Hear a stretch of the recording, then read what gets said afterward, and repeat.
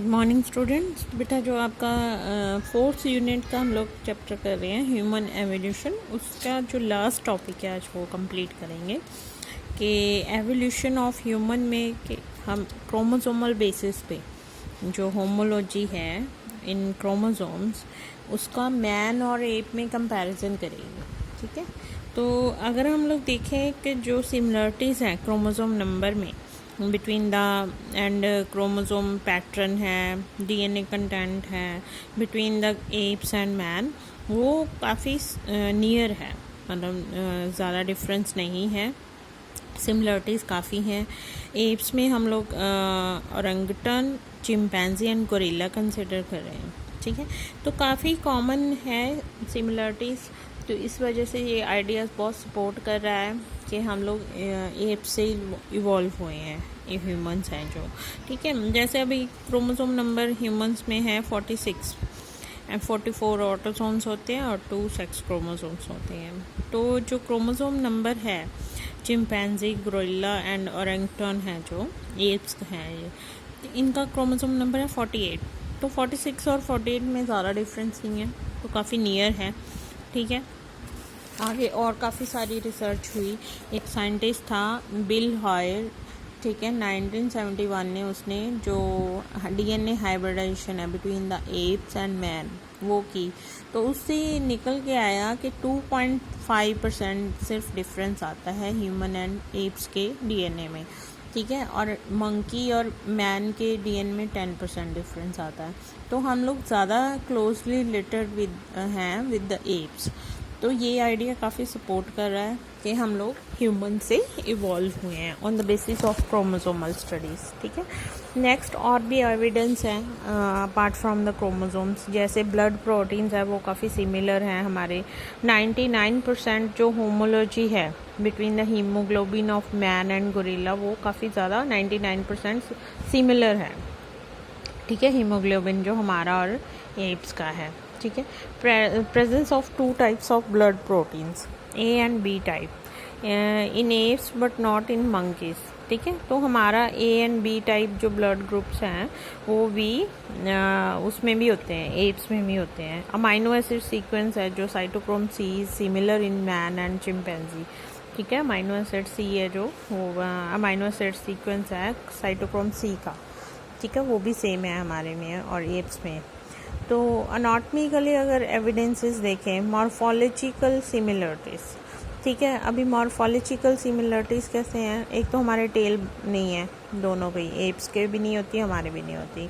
Erect posture है, bipedal locomotion है, 2 टांगों पर चलते हैं। डेंटल फॉर्मूला सेम है हमारा। ठीक है, तो ये सारा के सारे मॉर्फोलॉजी में आ जा रहे हैं। वेस्टिजियल ऑर्गन्स कौन कौन से हैं मैन और एप्स में? ठीक है, जैसे कि वेस्टिजियल ऑर्गन्स उनमें भी नहीं, उनमें भी फंक्शनलेस होते हैं, हमारे भी नहीं में भी फंक्शनलेस हैं। ठीक है, फिजियोलॉजी एविडेंस, फिजियोलॉजिकल एविडेंसेस में क्या है, जैसे ब्लड प्रोटीन्स अभी पहले भी हमने डिस्कस किया कि सेम है, ल्यूकोसाइट्स, न्यूट्रोफिल्स, इसानोफिल्स। ठीक है, ब्लड ग्रुप्स वगैरह ये सारे फिजियोलॉजी में आ जाते हैं। तो ये काफ़ी सिमिलर करैक्टर्स हैं। एम्ब्रियोलॉजिकल एविडेंस में देखें तो एग एंड स्पर्म जैसे ह्यूमन बींग्स में होते हैं। ठीक है, तो वैसे ही एप्स में होते हैं। इवन अगर आप इकट्ठे रख दो उसके स्पर्म से, एप्स के और मैन के, तो आप डिस्टिंग्विश नहीं कर पाओगे कि मैन का कौन सा है और एप्स का कौन सा है। Same for eggs. ठीक है, तो 6 week embryo of man has several pairs of mammary like those of the other arthropods. ठीक है, तो जो एम्ब्रियो है 6 वीक एम्ब्रियो वो भी काफ़ी सिमिलर होता है। ठीक है, जो एम्ब्रियो ऑफ मैन है वो भी कवर्ड रहता है हेयर्स के साथ and same goes for the apps. तो ये सारे बेटा जो है एविडेंसेस थे एनाटॉमिकल, क्रोमोसोमल बेसिस पे, फिजियोलॉजिकल बेसिस पे, एम्ब्रियोलॉजिकल बेसिस पे।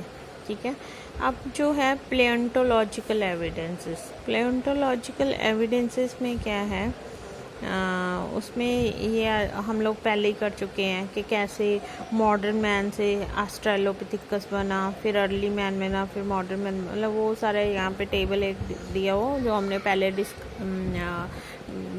डिटेल में स्टडी किए। उसमें यहाँ पे क्रेनियल कैपेसिटी उन्होंने जैसे जावा मैन, पैकिंग मैन, ये हमने किए हैं पिछले लेक्चर में, वो सारे दिए हैं, वो आपने फिर से दोबारा रिपीट करने हैं इस टॉपिक के अंदर भी, ठीक है। अभी morphological changes in human evolution, morphological कैसे कैसे चेंजेस आ रही हैं। फर्स्ट तो एक तो है development of district lumbar curve, ठीक है, वर्टिब्रल जो कॉलम है हमारा वो बिल्कुल सेपरेट डिफरेंट हो गया, मतलब डेवलपमेंट हो गई उसकी। फिर क्या है, बाउल लाइक बेसिन जो हमारी चिन है, ठीक है, तो वो काफ़ी हाईली डेवलप हो गई। इरेक्ट पॉस्चर हो गया, बाइपेडल लोकोमोशन हो गया। क्रेनियल कैपेसिटी है वो भी काफ़ी इंक्रीज़ हो गई, 1450 और 1600 सीसी के करीब।